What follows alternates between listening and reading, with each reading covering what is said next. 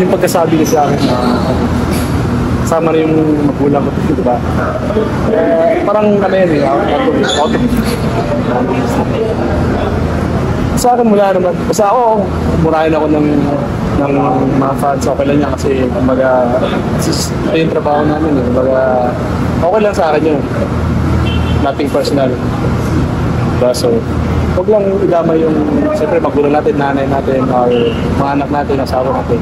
Kasi ganyan eh. Iba na yun sa akin. Kasi siyempre sabi naman tayo. Pero pag ako lang, walang problema yun.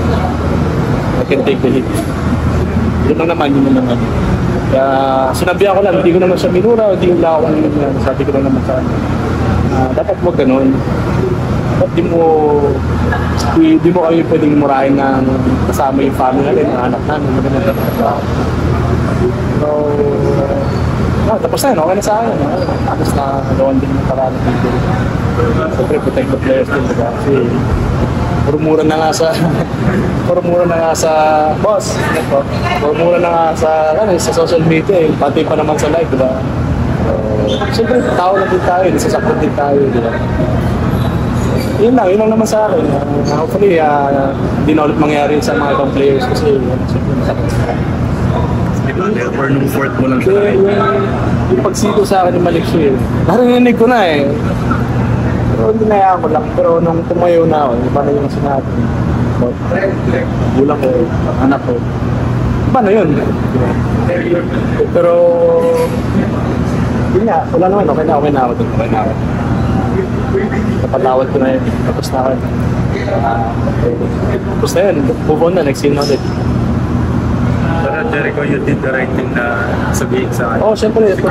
Siyempre professional tayo eh. Hindi naman ako basta na susugod doon na, diba? Kaya siyempre may security din tayo dito sa PBA. Siyempre, ako I'm happy na nag-respond agad sila. Diba? Yun sa akin, protect the players. Diba? Kasi, ang daming tao niyan eh. Pinagmumurahan ng mga tao. Diba? Basta ako lang sa sarili ko, okay lang ako murahin. Walang problema. Basta walang idama yung family ko.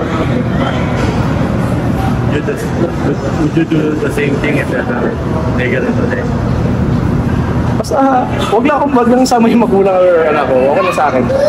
Di ko susumpongin. Di ako yung ibang player na talagang pagmumura ng gano'n. Tapos lalapitan mo or anuin mo.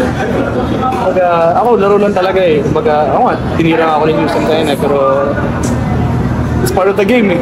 Diba? Pero hindi ako babawi ng basta-basta ng gano'n, diba? I can take the hit kasi pag marunong ka bumigay, dapat marunong ka din tumanggap, diba?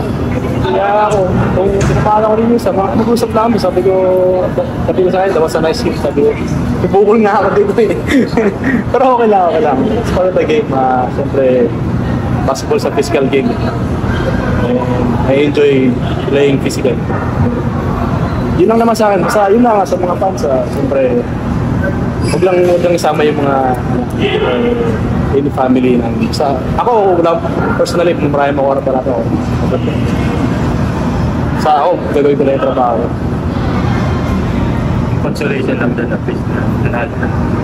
Siyempre, it's a big win for us. Siyempre, parang kala namin matatalo na kami pero God is great. God is good. Bigyan pa kami ng chance na manalo and hopefully sa game 3 ganun ulit.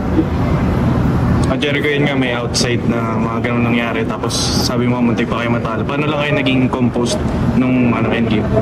Siguro sila Marcio kasi they've been here long enough eh, diba? Tagal nila sa liga eh. Siguro di mo na magbilang yung mga game winning shots na shoot niya eh. Chris Ross, Junmar, di ba? So, para sa akin, as long as nasa loob sila, talagang kumpiyansa na kaya pa ibalik kaya pa ipapanalo yung game eh. Kaya kami, sobrang thankful kami kay CJ, tsaka kay Marcio na they hit big shots for us. And hopefully na tuloy-tuloy na mag-champion. Sana, champion. Yun lang sa akin, sa fans, siyempre gusto ko na din. Makakita ko yun, siyempre, kakusapin ko, sorry din ako na, siyempre, panano ko din. Pero masakit din sa akin, siyempre syempre gusto ko din makita siya na nanonood, na nag-cheer siya sa favorite team niya. Pero sana next time na medyo okay lang yung salita, lang idama yung fan. Yun lang naman sa akin. Thank you. Thank you.